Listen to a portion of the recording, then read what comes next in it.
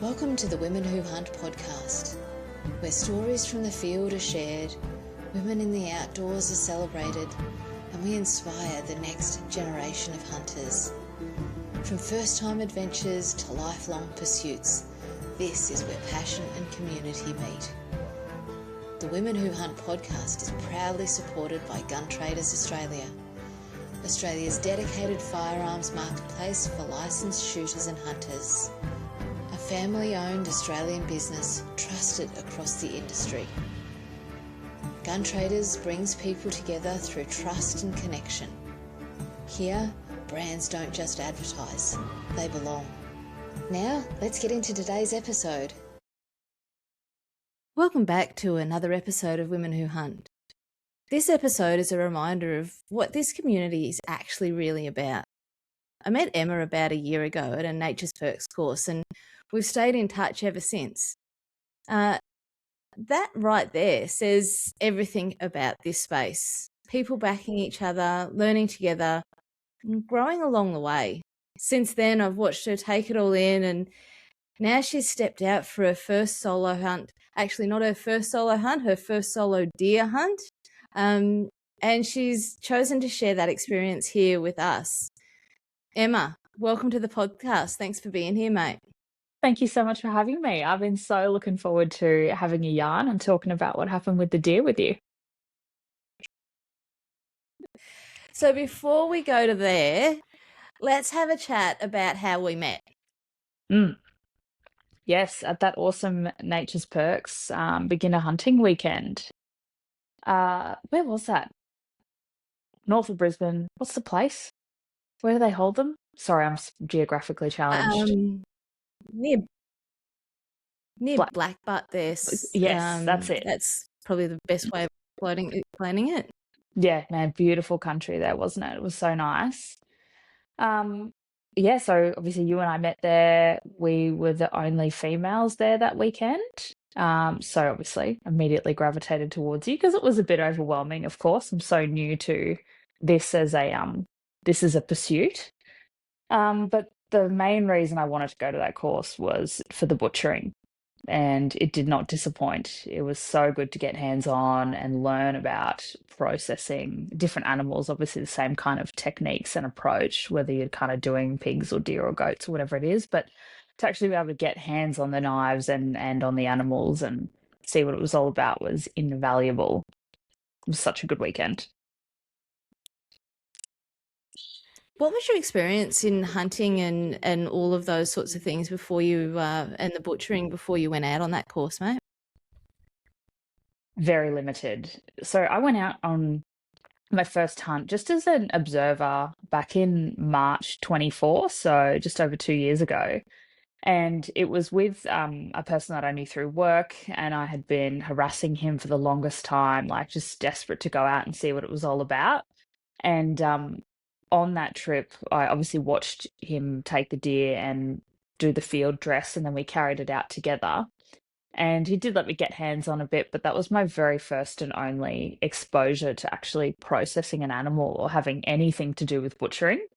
So that was the first time. The second time was at the Nature's Perks event. So I just wanted to understand the different cuts and the approach. And man, I had 1,000 questions about how long do you let it hang for? What is wet aging? What is dry aging? Like, what kind of cuts do you put together? What are they good for? So having Lawson there, obviously with his butcher background, was brilliant because I could ask all the annoying questions that you can't necessarily get the answers to online. What were you feeling like as you were getting in the car, getting ready to go out to the course? Like, what was your mindset? What was your brain doing? I was excited. I was so excited that I was getting another step closer to this goal of taking up hunting. And this was the first kind of, oh no, I was about to say it was the first big investment I'd made, but obviously buying my first rifle was the big first financial investment I'd made. But in terms of really investing in my education, this was the first step I'd kind of made where I went, this is what I want to pursue. It's not just about guns or shooting at this point. It's about the hunting. So I was excited and so keen to learn. guess that little bit of apprehension, who's going to be there and are they going to be welcoming? But that concern was alleviated in the first 3 minutes because everyone was so friendly and so warm and encouraging. It was great.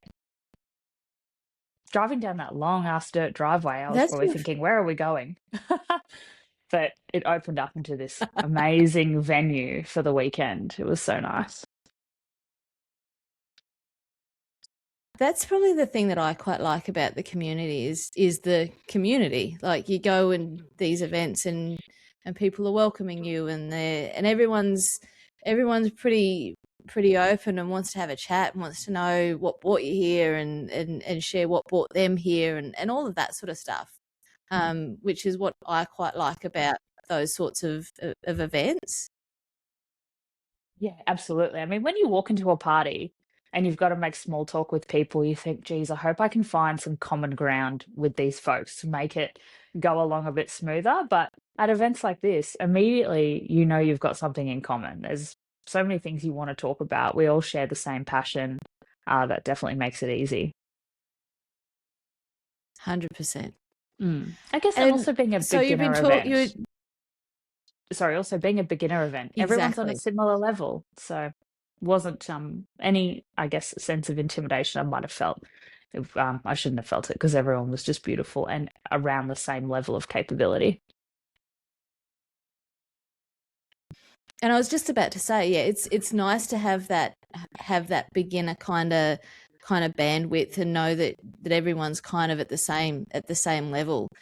So what took you from chatting to your mate at work, going out on a hunt with him, and then what actually shifted you from going, this is kind of cool and interesting, to hang on, I actually want to pursue this myself? What was that shift for you?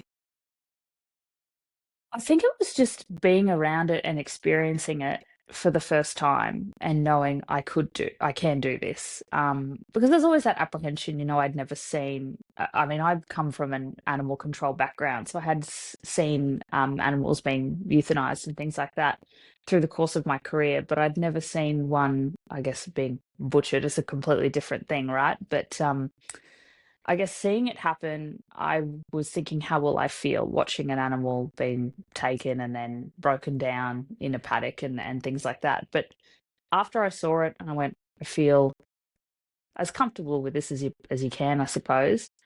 It really sparked something in me that I went, I want to pursue this. And it's the hunting side has always, and I imagine will always be about the food, will be about harvesting meat that I can eat, that I can feed to the people close to me.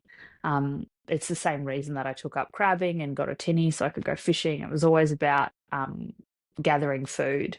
Um, so yeah, it was after that where I saw it happening for the first time because I don't come from a hunting background. I didn't even have any friends that were even mildly interested in guns or um, really necessarily even the outdoors. So having it was such a abstract kind of concept of going, I want to start hunting and not knowing where to go. But going out there, seeing it firsthand, it really sparked it in me. I'm like, yep, this is what I want to do. And it was pretty well from that moment on that the journey started. So the last 2 years. And you weren't shy about it, mate. You were like elbows deep. You were like full guts into the butchering, and you were in there giving it a red hot crack, mate.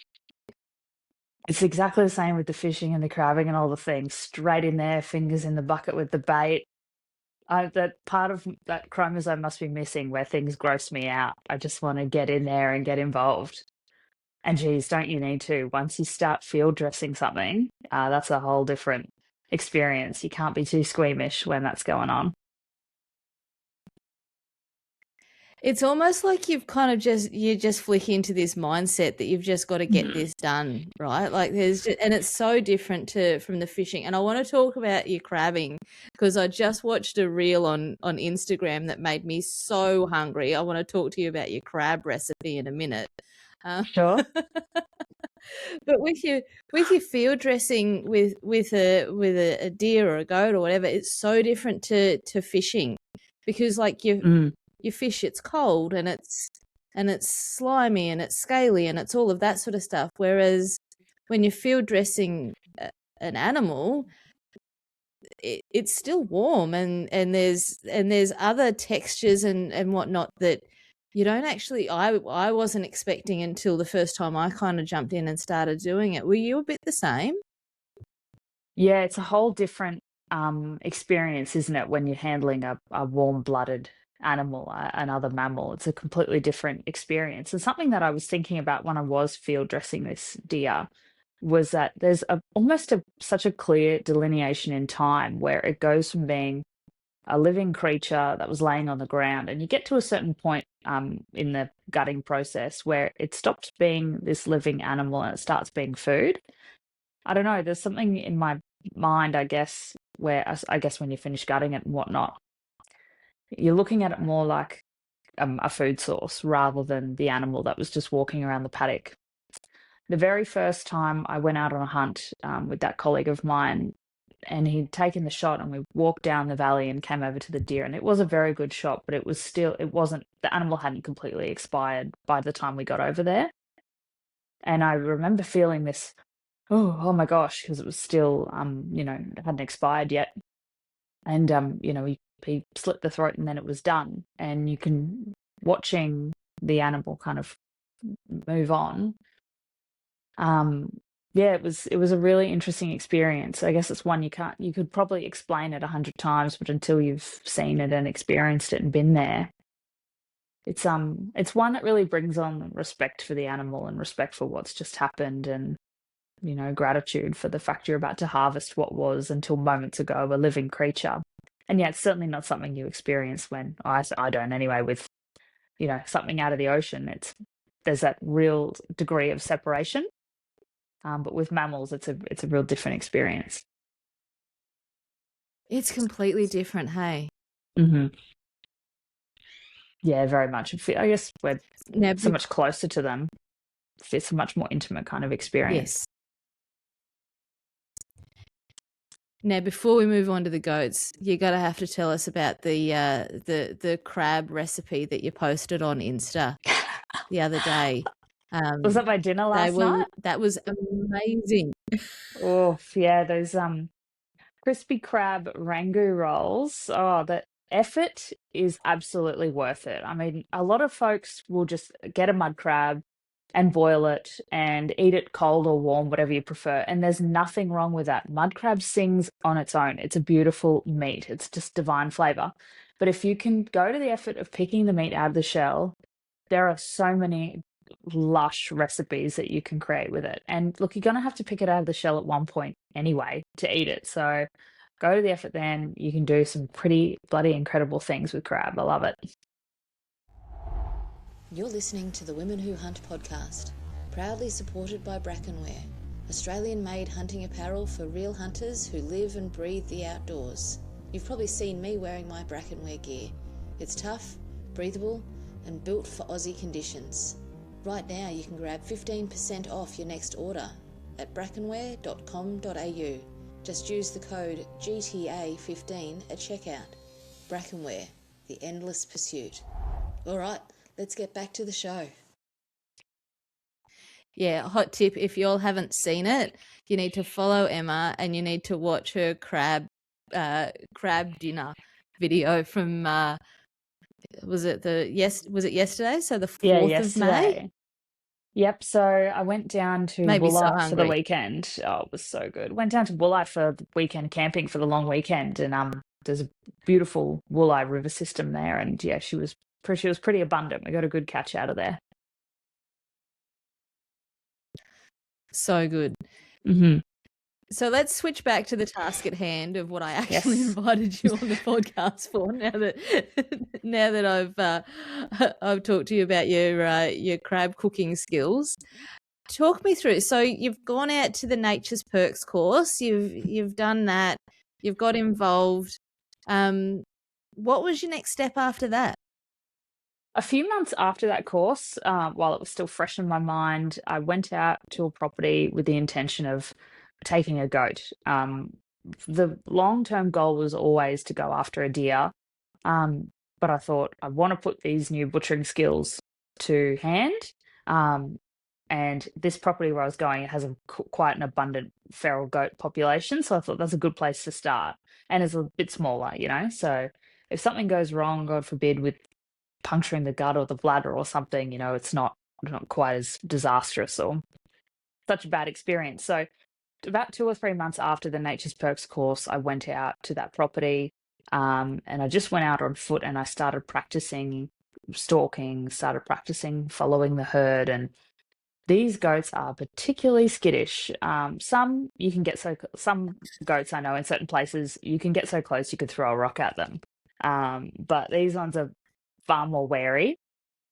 So it was good. It was good practice. And probably on, I guess, my second or third last day, I took a small nanny, and she was small enough. I just carried her back to camp and I hung her up in camp. And that's where I had my first go at butchering. And, you know, it was quite successful. And funnily enough, it is sometimes easier with a bigger animal because you ever tried to get a tiny little goat tenderloins out of this tiny little things. Um, but yeah, it was a success, and geez, it made me feel confident. It was good to put the skills to use shortly after learning them, so they're still fresh in your mind. Um, but yeah, that was my first time that I'd actually hunted myself.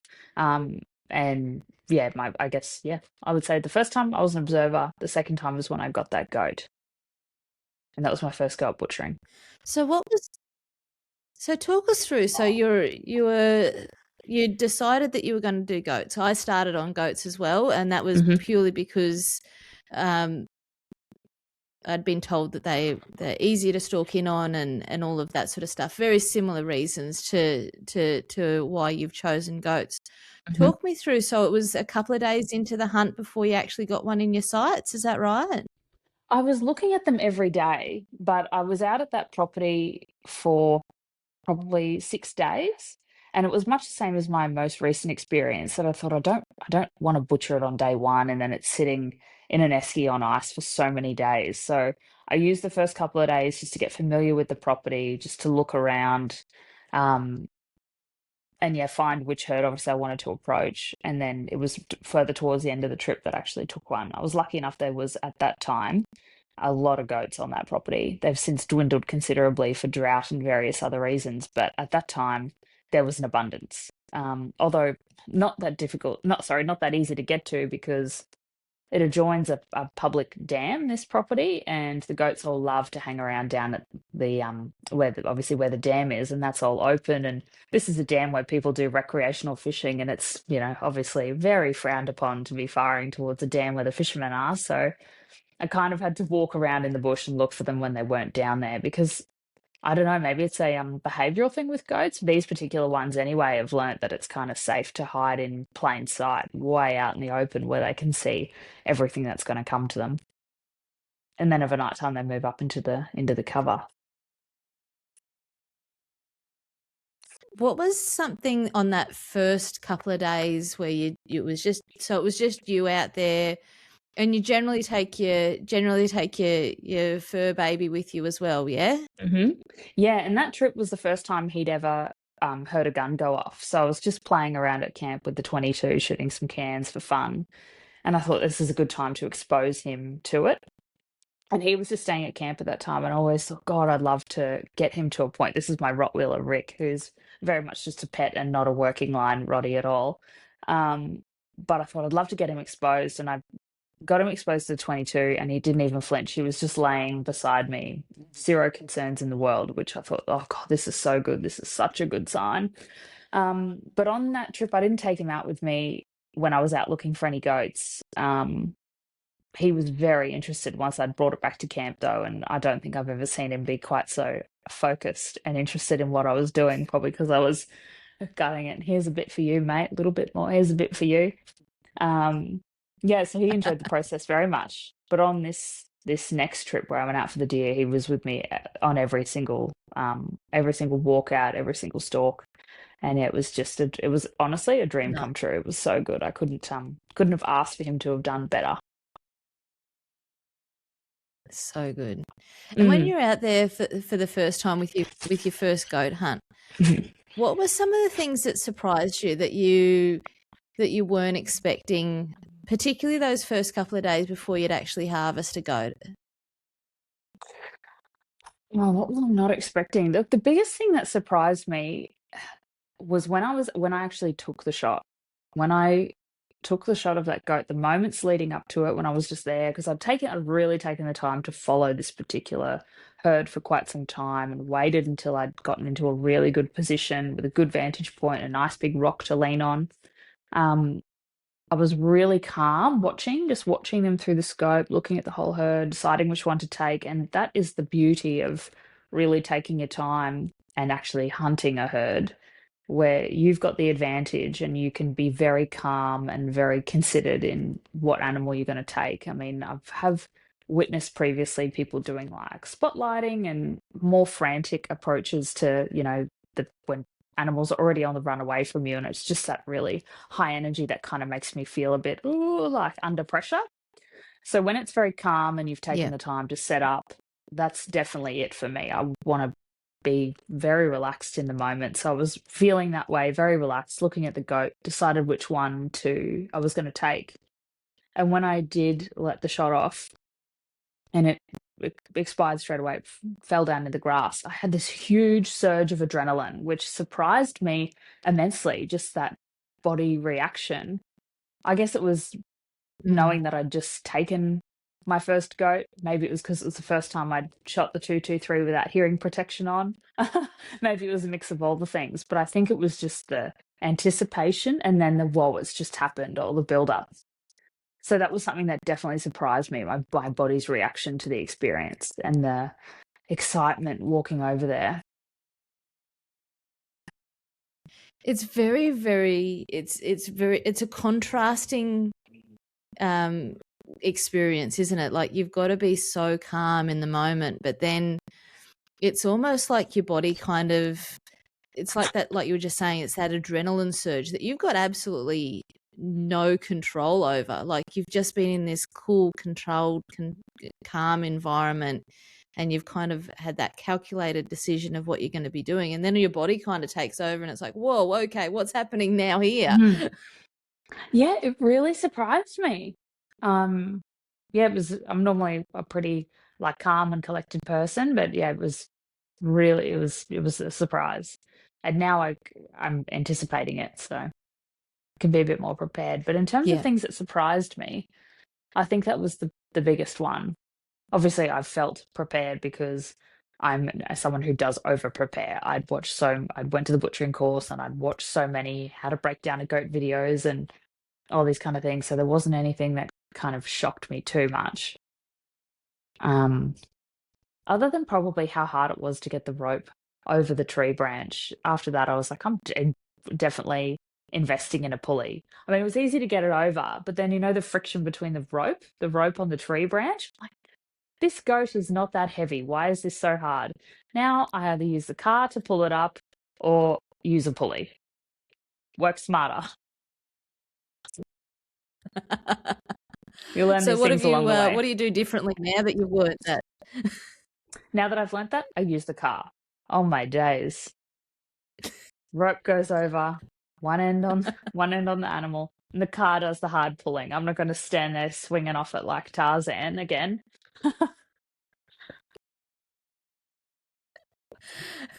Didn't really think that through before Nah. it was like, I've got to get this goat, I'm going to harvest it. There Mhm. wasn't a pulley in your pre-planning. Not a pulley in sight, and thank God it was a remote area because if anyone else had seen it, how embarrassing. Now I use the car. Nice, nice. And so you harvest for food, right? Hmm. Yeah, very much. It's just So tell I us what. love I love cooking. It's my big passion. So there was just I wanted to learn how to join those dots together between gathering and or hunting and gathering what I'm cooking. It just feels, I don't know, an extra level of satisfaction with the meal that you're putting out, especially because I think food is my love language. I love feeding my friends and family. So having that connection beginning to end, it's very rewarding. So how did you honor your first goat? What meal did you prepare for your first goat? I definitely made sure I went all out for this one. My partner wouldn't have a bar of it, so it was a meal that I got to eat on my own. He's like, "I'm not eating that goat. That is outrageous." He couldn't couldn't get his head around it. That's all right, more for me. I did a Caribbean style jerk chicken goat, so I've like slow cooked the whole leg. Lots of herbs and spices, and did like a nice green kind of dressing to go over it when it was done. Oh, yum. Yeah, it Yum. was How long good. was it in the slow cook for? It's in the slow cooker, I think for probably about 8 or 9 hours. I think the trick, obviously, because it is pretty Wow. lean, is just to keep it covered with liquid, so it's kind of not going to get dried out. And then at the very end, hit it on super high heat under a griller to get more of a crust around it. Um, but yeah, it's not a protein that I ever cooked before, so that's another thing that's exciting, learning how to cook and how the meat actually behaves when you're cooking different things with obviously different grain and fat content and whatnot. So that was exciting too. Would you have it again?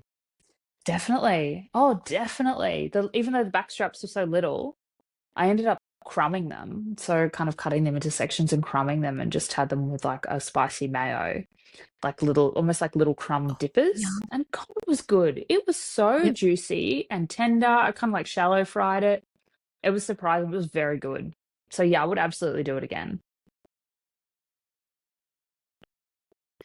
And so from there, so you've gone out, you've harvested your actually before we go before we move on, talk me through about the first time you've gutted an animal by yourself. What was your thought process going through, and what were you like after you'd actually finished doing that? Oh, good question. Going through it, I think obviously I had, like I said, I had prepared. I'd been to the course, which was really enlightening, and had watched lots of videos in preparation. So doing that, there wasn't any surprise. I felt confident handling the butthole. I know I should have a better word for it than butthole, but let's just go with that. Um, Comfortable handling the bladder, the gut bag, all the things like that. I had brought a knife with a gut hook on it. What a saving grace they are. Um, so I felt prepared and felt ready. So there wasn't anything about the gutting process that kind of surprised me, which is good. I think I was just saying to myself, don't pierce the gut bag, don't pierce the gut bag. But now having done it twice, I feel reasonably, yeah, because I'm like, I don't want that. I said I want to get my fingers in the mullet. I don't want to get my fingers inside of a gut bag. So I was very cautious and careful. Um, yeah, so there wasn't anything that surprised me, but I think that's because I had done the work and spent the time preparing. Yeah. Yeah. Nice. And Hmm. so from your goat, where did the adventures take you from there, mate? Thanks for listening to the Women Who Hunt podcast, proudly supported by Nature's Perks, the ultimate outdoor adventure hub.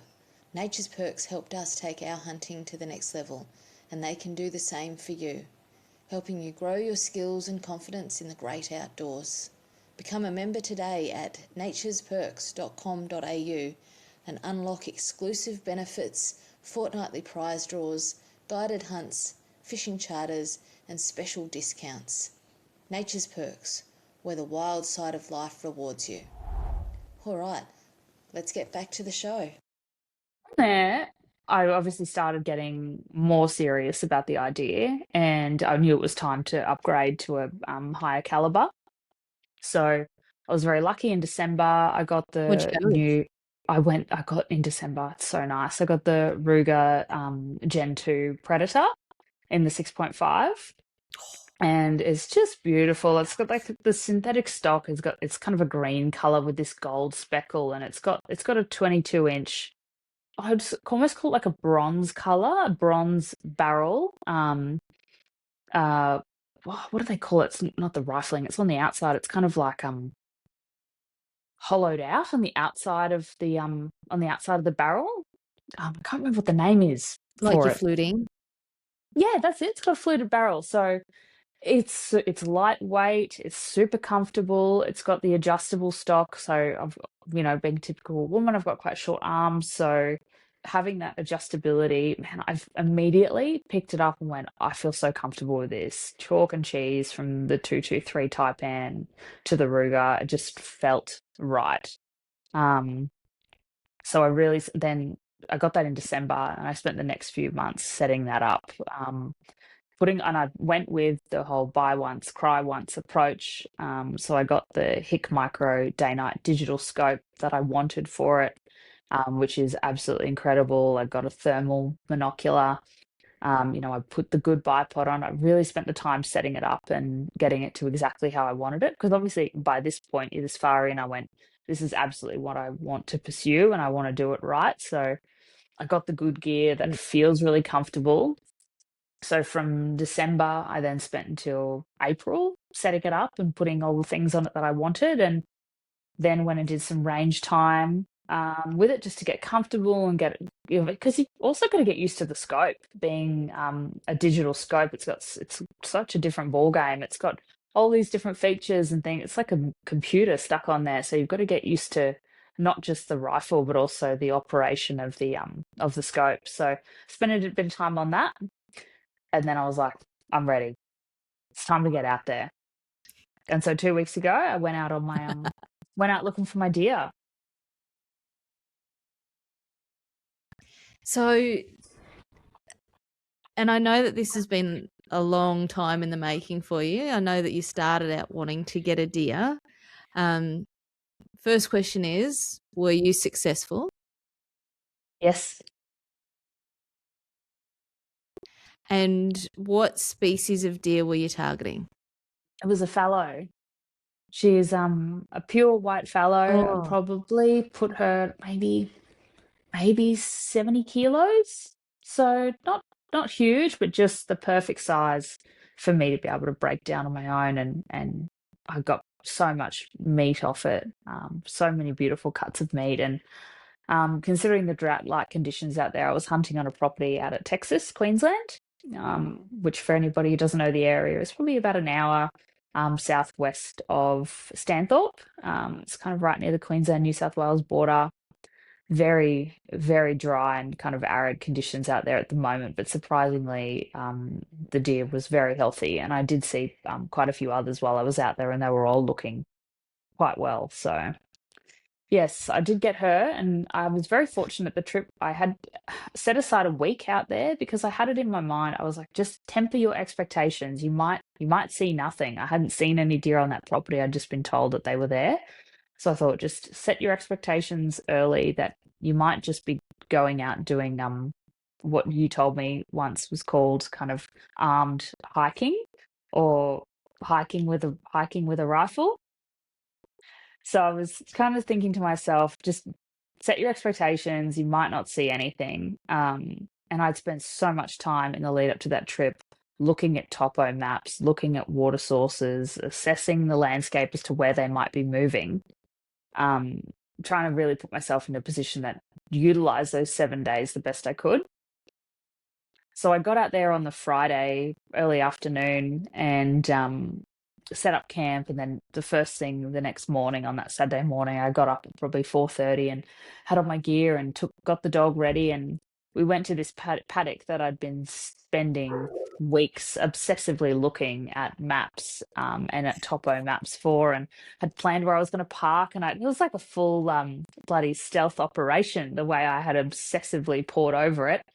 So got there, parked the car. It's still dark, obviously. So trudging up the road up this hill, and I came over the crest. And by this point, the sun was just kind of breaking first light. And I came over the hill, and I saw this movement. I thought, oh my! It was just a group of 5 does just standing there, probably 40 meters away. And of course, that this is not a paddock that's ever kind of traversed by vehicles or on foot, or very rarely. So they kind of looked at me like, oh my God! And I thought, I couldn't believe it. I couldn't believe I was seeing them in real life and seeing them so early. And I just thought, oh, what a good omen this is. That this is going to be an excellent trip. Yeah. So I just stood there and just watched them. So for that a was bit, your first morning. Yes, yeah, first morning, first 5 minutes of the first morning.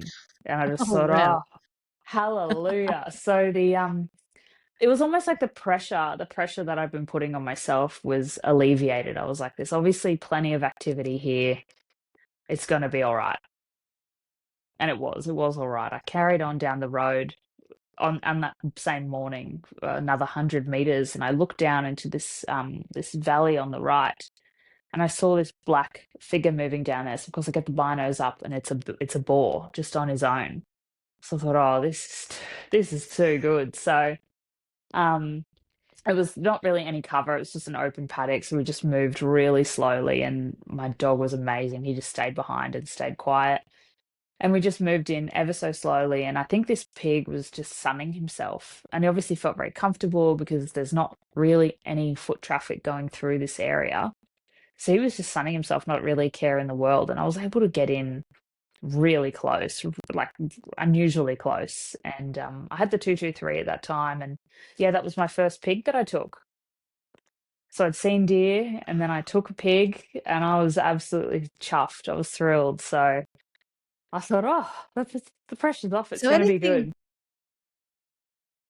anything after that's just cake, right? Exactly that. Exactly that. So I felt really comfortable and I was able to just kind of relax into it. Um, and I spent the next 4 days just walking the paddock, getting really used to the area, checking the water holes. And over the course of that next 4 days, I covered a lot of ground and I saw a lot of activity. I think it's because of putting in the time of being on foot. If, as you would know, Yeah. if you were to drive through that same paddock, which is, I guess, pretty abundant, if someone drove through it, they would see nothing. But Yeah. being out there, and also on that same morning, I saw a stag, a fallow stag, and I'd never seen a stag in real life before. And he had the most beautiful set of antlers, and I couldn't believe it. That feeling of seeing this majestic creature, it's almost like your brain's going, "What is that?" Because it's so spectacular. Seeing him gave me goosebumps. I still get them now thinking about it. And he ran up this kind of Just as grassy you're hill. saying, I'm like, yeah. Oh, it's just insane. He went up this grassy hill and he went just inside the trees, and then he just stood there rubbing on the trees. And I just got to stand there and watch him, and I thought, this is unbelievable. It was incredibly special. And so those three things, I saw does, I saw a pig and got to take a pig, and then saw this stag, and I just went, man, this is incredible. And that's really set the tone for the next week. I saw deer every day, and it got to the point that I was able to watch these Oh, deer wow. and I was able to find where two different mobs where they were drinking, where they like to feed, and where they were bedding down. And that was such good learning about animal behavior to know how far they would go away from their bed area, what time they were out feeding in the morning around sunrise. That was exceptional learning. Because I guess hunting is about understanding the animal's behavior, or learning the animal's behavior and having your approach, which is educated by those behaviors. So that is what I learned more than anything, just the time watching them, following them. And because I'd seen so much activity and I thought, I'm here for a week, I don't want to take something on day one or even day two. So I had that luxury of moving around going, okay, I know where they kind of are. And so I waited until the second last day, um, that I had been following this particular deer. There was, funnily enough, two white fallows on that side of the property, in different herds, but this one particular one was just the right size, and I knew where she was at morning and lunchtime. So on the second last day, I got ready and I knew it was going to be the day, and I just sat in anticipation.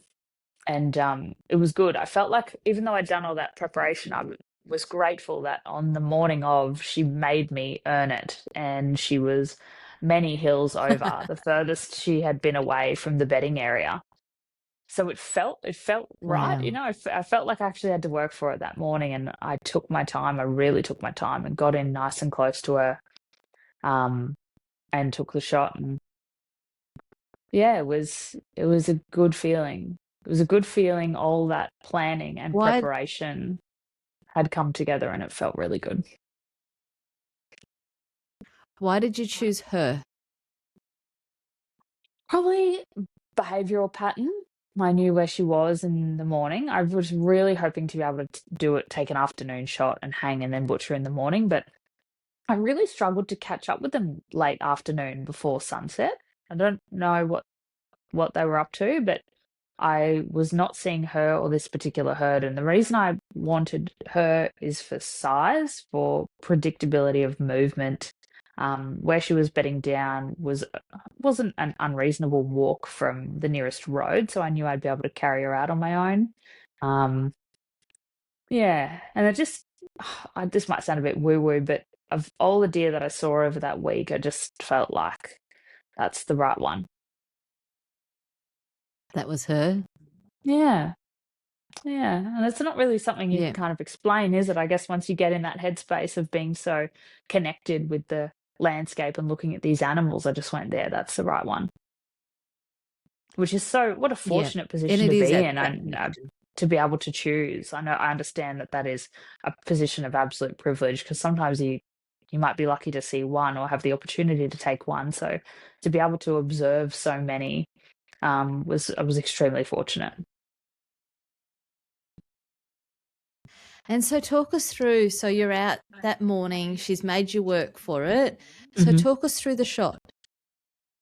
So she was there's this kind of creek area that she beds down in, and then adjoining that, and the creek kind of goes in a U shape in this area, which it's this paddock that she was grazing in is a gravel road on one side, and then the creek. So she was out in this kind of grassy area, reasonably long grass, up beyond her belly. So I was approaching from the other side of the creek. Obviously, the wind was good, and the sun was behind me, which was another good thing because it was lighting her up perfectly, and I was able to approach in shadow. So, it's through the trees. So I went down through the creek, and I approached, and I got to within probably maybe 70 meters, no, maybe close to that, maybe 60. So I approached, and I set up Wow. against a tree and was in a seated position, so resting the rifle and on my knee and kind of looking at her through there. And I waited until she looked up from eating, and she almost looked directly in my direction. She was just scanning, and that's when I took the shot. And it landed just a little bit low on the shoulder, so she moved off a short distance away from where I'd taken the shot. Um, you always pray that it's going to be the perfect shot. I had planned it that it would be, but in this case it wasn't. So it took a second shot to expire her, but thankfully it was as calm as it can be in the moment, you know? Yeah. So you've taken a shot, she's moved slightly. Is that Mhm. what's happened? Yeah, that's right. So she stepped forward just a tiny bit. So where it had been lined up, it went just a little bit low on the shoulder. So it wasn't an instant lethal shot, unfortunately. It was just a little bit low. But of all the planning you can plan and do all the things leading up to it, but at the end of the day, you're in the outdoors, and you can't control everything. But I was thankful that at that time I had given so much thought to shot placement and what to do if it wasn't perfect, that I was able to stay calm and um, keep it humane and sort that out within a matter of probably, I would say, no more than 25 seconds. Wow. Yeah, I So was what lucky. was She your didn't thought move far process and when laid you've gone, straight oh, down. she's moved? Yeah. My first thought was, Jesus Christ, you need to sort that out. And thankfully, she'd only moved off, to be quite honest, that's what I was thinking, fuck, no. She'd only moved off, well, maybe 12 meters from where the first shot, and she'd laid down. But I knew that it wasn't the Right. right shot. So I knew she hadn't laid down to expire. She was laying down because obviously it was quite a serious injury. So, Yeah. Mm. So you've walked up? Yeah. I closed the gap to within probably 15, 20 meters, and the second shot was a headshot, and that expired her obviously straight away. Well done. What's going through your Yeah. brain at that point? So you know she's expired. So Mhm. now what? Gosh, from that point, it was almost a moment of just quiet. When I walked up to her, I was looking at her and I was thinking, honestly, I was thinking, wow, that's just happened. It was almost a sense of surreal, like because I had been thinking about this moment for so long and thinking about what it would feel like that it was almost a bit of, I can't believe this has really happened now that it was happening. Um, and I can't wait to ask you. I've obviously seen that you've gotten your first stag, and I know that there's so much preparation and thought that goes into it and what it might feel like that when it happens, it almost feels a little bit unreal. So I sat with her for a moment It's like you're and watching it on TV, right? yeah, definitely. So I sat with her for a moment and I just had a bit of quiet reflection and just took a moment to say thank you, which I know sounds outrageous to people who aren't into hunting would probably think, what are you talking about?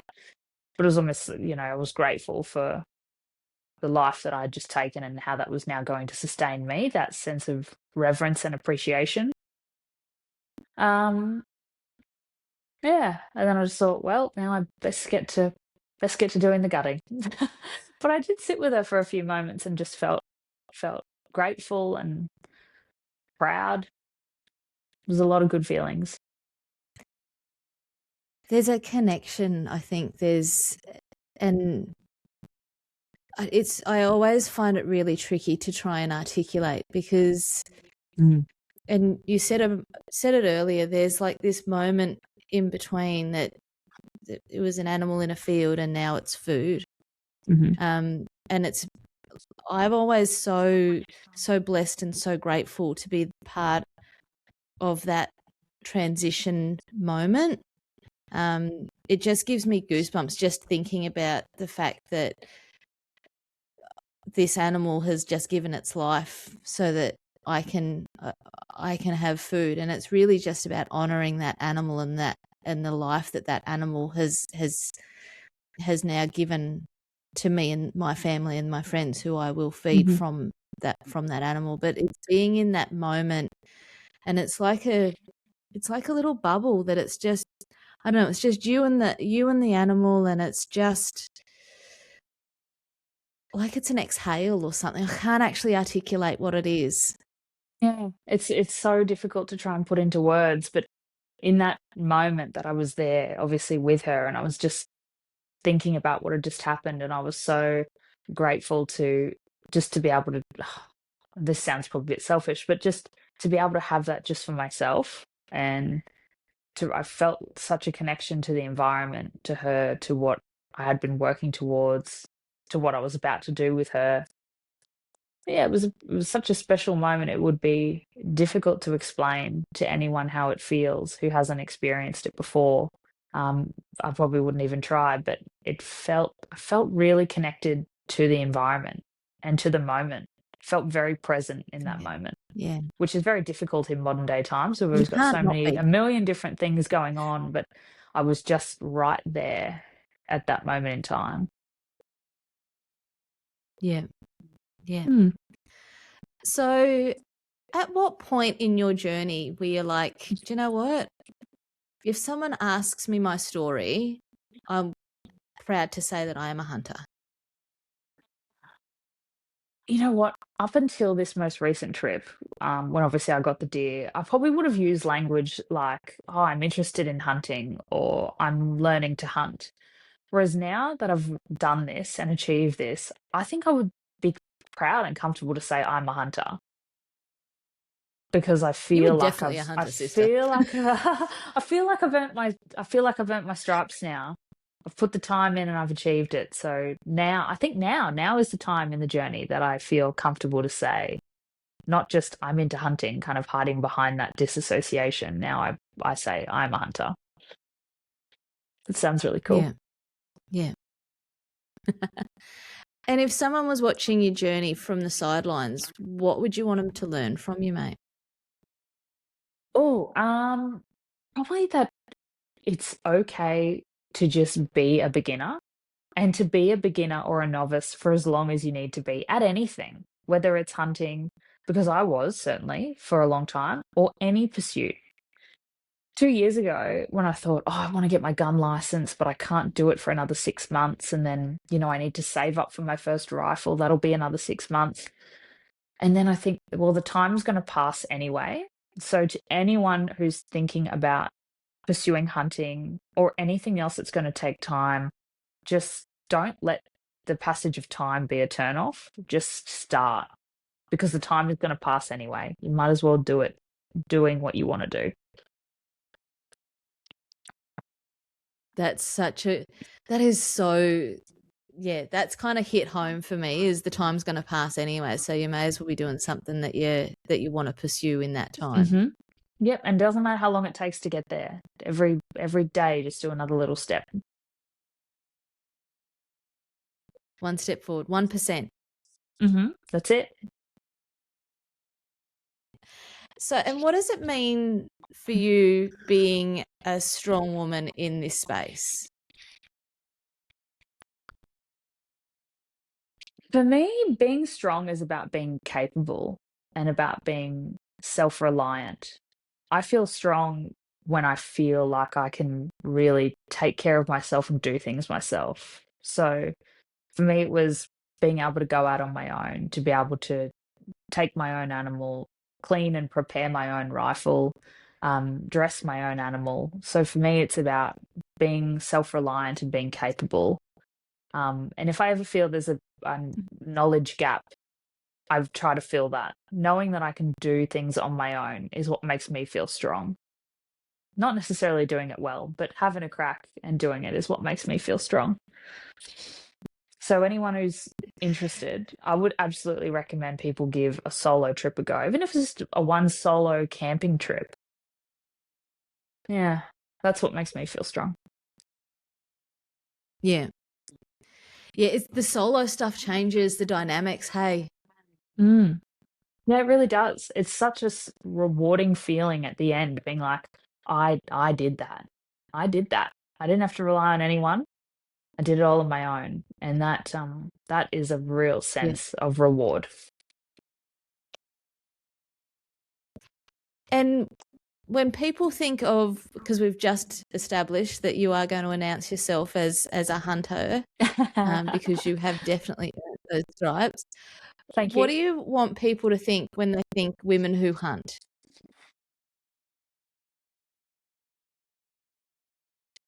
And I think women who hunt. I think I want them to realize that there is no gender separation in this sport. There's so few sports or pursuits in the world where there isn't a delineation between males and females. There's, I think, 2 or 3 categories in the Olympics where males and females compete equally. But when it comes to hunting, there is no separation. So I want other people to think of women who hunt as being equally as capable as the men in this sport. And I want other women to think of the women in the same way. It's something that we can come together and be perfectly equal in this pursuit. I hope that other women will want to pursue this 100%. because there's every part of this sport you can do on your own or do with other women. Or with your family even. Yeah, absolutely. As a family pursuit, I mean, I love that you and your husband have handed these skills down to your son. I mean, what a fantastic thing to share together as a family, and you're such a shining example of that. What a fantastic thing to do together as a family. It's pretty neat. Yeah, Ethan's so lucky. So, is there anything that we haven't covered that you want to talk about, mate? Yeah, a huge topic. Your stag. Oh, Do you feel only if you feel comfortable? Only if you feel comfortable, because I know this is your story to share, but even if you want to share it in your own time, I just want to tell you how incredibly proud I am of you and happy I am for you. It's such a huge achievement that you've worked towards and have absolutely earned. So when the time comes for you to tell your story, I cannot wait to hear it. I'm deeply happy for you. and you know, it was interesting as you were saying about you keeping your fallow deer to yourself for a little while. I did exactly the same thing with my stag. So I got my stag on I'm looking at my calendar as I say this. So it was the 17th of April. I got my stag, and I've only just shared the story on socials probably 2 or 3 days ago. Because I just wanted him to be for me for a little while. Like I don't, it was like he's the pinnacle of setting yourself a goal, not truly believing that you can achieve that goal when you've set it, and then actually achieving it, and just the moment of I just wanted to have a little bit of a moment of gratitude for what he absolutely represents in the world of being able to set stuff as a milestone, as an achievement, and then actually going out and doing it and living it and breathing it, and that's him for me. So he's going to be I've got his antlers in the garage. I've got his pelt in the freezer. So he's going up to Marcus at Down Under Taxidermy, and he is going to be taxiing him so that I can share him with everybody that visits my home, and just show that gratitude. He's more of a symbol than I can actually articulate for me. So I'm so thank you for happy bringing for it you. up, because he's a crowd. Yeah, I couldn't miss the opportunity to say congratulations. When all the hard work comes together on something like that, it's so special. And now you get to share the moment. He'll be up on your wall. And how cool is that? So cool. Yeah, it's unreal. I think I've got to wait about 9 months though. Marcus is a little bit busy at the moment, as you would imagine, for the amazing craftsmanship that goes into his work. But so yeah, I'll say ta-da to him shortly, and then I'll get him back in about 9 months' time, I think. But yeah, pretty awesome. That's so great. Do you reckon you'd taxidermy everyone? Cool. Well, Marcus has got 2 goats. So he's got the first goat that the boys got together, and he's got my big Billy. So he's got those 2 up there at the moment. And then he's getting old mate as well. And we had this conversation the other night, and I think we'll probably do a fallow and a rooster and a chittle, because you can't. Oh wow! What a collection! That's a fantastic I'm all about thing the to work fallow right towards. now. Yeah. Oh, Glenn's about the rooster. Glenn wants a rooster, and I'm like, you have that. I want a fallow. So it'll kind of just be, and then Ethan wants the chittle. So it's like that's going to work beautifully. So we can. Nice. I'll get 2 because I'm greedy, but the boys will get 1 each. That's so nice. Well done. So, and they will come with a story. Oh, absolutely. And also, anyone who walks into your house who isn't in that particular scene will walk into a lounge room or wherever they are full of heads. So that will enliven a story, no doubt. Which then we can lead with education. And yes. Yeah. Bring them over. They'll be having venison for dinner, and then we'll talk to them about the beautiful artwork we have on our wall. That's awesome. I can't wait to see them. Well, thanks for joining me, Emma, and thank you for being my first video guest. Thanks for those guys that are watching it live. You know, I got a face for podcast audio, but beautiful guests like Emma, they deserve to be on video. So branched out to video. So those that are actually watching on YouTube, g'day.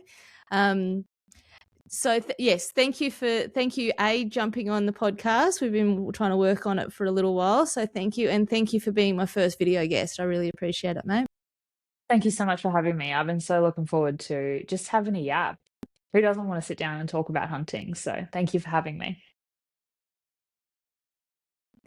And thanks everyone for listening. Thank you for being part of this community. Women Who Hunt exists because of real stories, real experiences, and women backing women, like we've just heard Emma talking about. A huge thanks to Emma for sharing your stories and being part of the community. For everybody listening, if you've enjoyed this episode, please follow the podcast and share it with someone who you think would enjoy it. Until next time, take care and always keep doing the things that light you up, guys.